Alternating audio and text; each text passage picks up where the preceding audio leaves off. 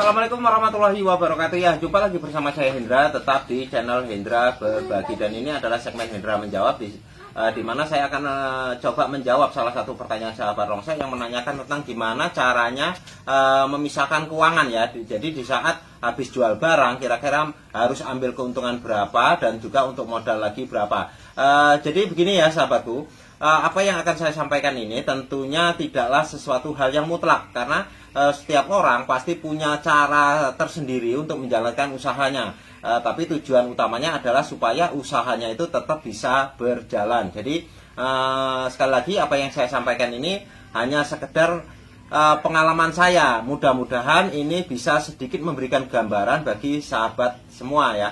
Jadi kalau untuk usaha memang sebaiknya kita memisahkan ya keuangan antara uang untuk usaha dan juga uang untuk keperluan pribadi ya. Uang untuk keperluan pribadi itu misalkan uang yang kita gunakan untuk makan sehari-hari ya, terus untuk biaya kesehatan, untuk biaya sekolah, untuk beli baju dan lain sebagainya. Sementara kalau uang perusahaan adalah uang yang kita keluarkan dalam rangka keperluannya untuk usaha ya, misalkan untuk kontrak gudang, untuk biaya beli barang dan lain sebagainya ya. Jadi begini ya sahabatku, dalam usaha rongsok ini ada dua macam untuk sistem jual barangnya ya. Ini berdasarkan waktu jualnya. Yang pertama yaitu ada yang sistem jualnya itu saat dia keluar pagi ya, keluar pagi dengan bawa modal misalkan 1 juta ya, terus sorenya langsung dijual semuanya ya.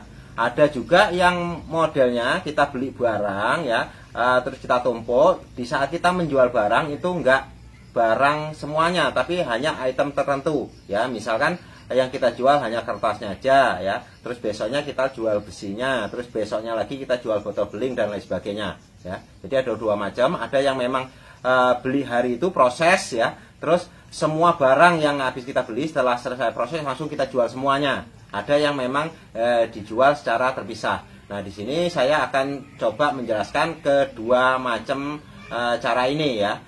Silakan ya, tetap simak supaya ini bisa memberikan gambaran untuk sahabatku semua. Jadi yang pertama ya sahabatku, yang pertama yaitu beli ya. Beli barang, terus selanjutnya proses, dan selanjutnya jual ya. Ini cara yang pertama, beli barang, terus selanjutnya setelah diproses terus dijual. Ini semua ya, semua barang. Kalau untuk cara yang ini ya gampang sekali untuk menentukan keuntungannya. Misalkan kita modal beli ya, modal beli misalkan untuk 1 hari ya, kita pagi bawa uang 1 juta ya. Selanjutnya ya, terus untuk biaya-biaya misalkan untuk bensin dan lain sebagainya ya, untuk biaya ya, biaya misalkan kita 1 hari misalkan habis 150.000 ya. Nah, ini total pengeluaran kita misalkan 1.150.000. Nah, setelah proses barang itu selesai, terus sore atau di hari kemudian kita jual ya, misalkan di sini jual ya. Ini kita dapat misalkan 1.400.000 ya. Jadi tinggal jualnya dikurangi ini ya. Ini ada keuntungan berarti 250.000 ya. Nah, dari 250.000 keuntungan ini ya, sahabatku, sebaiknya ini jangan digunakan semua ya. Ini keuntungan 250.000 ini jangan kita gunakan semua sebagai uang pribadi ya. Kita bisa gunakan ini kalau memang kebutuhan kita nggak mendesak, misalkan separohnya aja ya. Jadi separoh atau 50% ya. Ini untuk keperluan pribadi.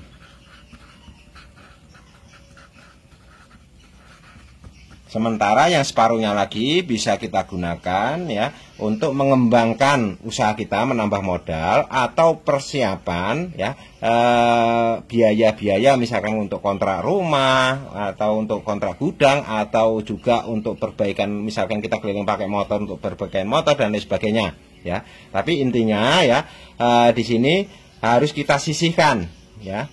Bisa 50% atau mungkin seperempatnya atau mungkin 30%. Misalkan di sini 30%, 30% berarti di sini 75.000 ya.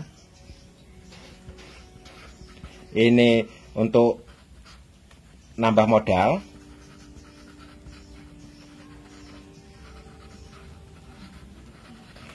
Lalu yang 175 ini untuk keperluan pribadi.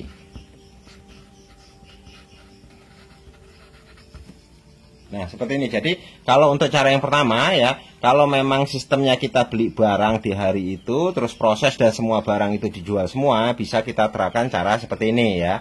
Jadi, berapa keuntungannya ya, terus disisihkan ya sebagian untuk nambah modal ataupun untuk perbaikan-perbaikan kendaraan operasional kita. Nah, untuk yang kedua ya, yang kedua ini ada yang modelnya beli ya, terus ditampung, terus lakukan proses ya,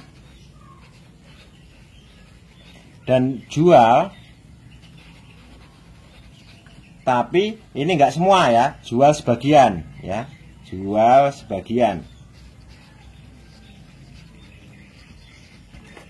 Nah, kalau untuk cara yang seperti ini ya, ini memang agak sulit ya, agak sulitnya seperti ini. Misalkan ya, kita hanya jual kardus,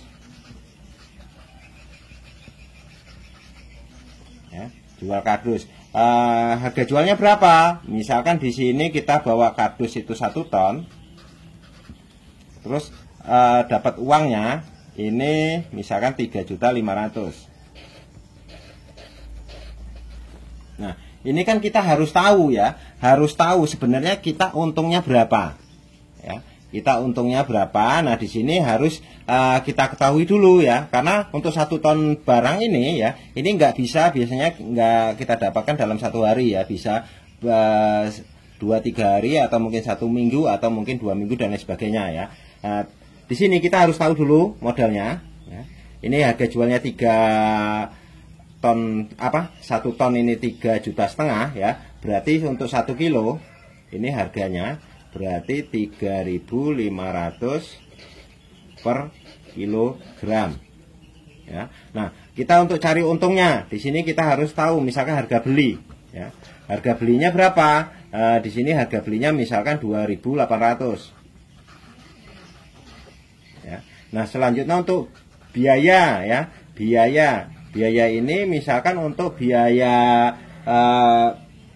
kita beli ngambil barang ya, dan juga biaya kirim ya. Misalkan di sini untuk biayanya Rp150 ya. Terus di sini ada susut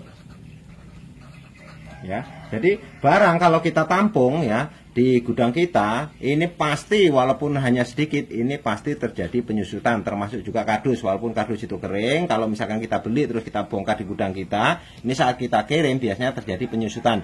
Penyusutan itu bisa terjadi juga mungkin karena barangnya lembab atau basah, atau juga mungkin barangnya tercecer di saat proses naik turunnya barang, atau juga penyusutan itu terjadi misalkan kita beli kardus tapi di dalamnya ada duplek dan lain sebagainya ya. Tapi yang pasti ini nyusut ya. Misalkan penyusutannya di sini misalkan 5% nyusutnya ya.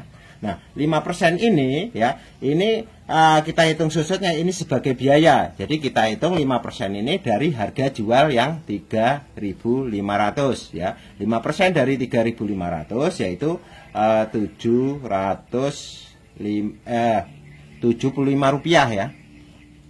175 ya, maaf, 175 rupiah ya, karena nggak pakai kalkulator, ini agak error ya. Ini 5%-nya 175, jadi kita hitunglah di sini ya, total pengeluarannya 5 ya, terus ini 50 ya. Ini 2 ya, 2, ini 1, 10, 11, 3125 ya. Ini saya coret ya, 3125. Ini modal yang kita butuh keluarkan ya. Sementara kita jualnya 3.500 ya. Jadi di sini untungnya 3.500 dikurangi 3.125 ya. Berarti ini Rp375 per kilo. Ini keuntungan kita ya. Karena kita ini tadi kirimnya ini 1 ton ya. Berarti jumlah untung ini kali 1 ton. Berarti 375.000. Ini untungnya. Nah, ini untungnya ya. Di sini tinggal kita sisihkan seperti ini tadi ya. Mau kita ambil untuk keperluan pribadi berapa, untuk nambah modal itu berapa. Jadi prinsipnya ini jangan sampai kita gunakan semua, karena kalau semua keuntungan kita gunakan semua, niscaya usaha kita nggak akan bisa berkembang. Itu yang pertama. Yang kedua, kalau semua keuntungan langsung kita habiskan untuk keperluan pribadi, nanti di saat ya ada kebutuhan misalkan untuk kontrak gudang atau untuk perbaikan kendaraan, ini pasti kita akan makan uang modal, dan ini bisa berakibat usaha kita menjadi semakin kecil, bahkan juga bisa mengalami kebangkrutan. Sekian, mudah-mudahan sedikit ini bisa bermanfaat bagi sahabatku semua. Lebih dan kurang saya tetap mohon maaf. Wassalamualaikum warahmatullahi wabarakatuh. Tetap sukses.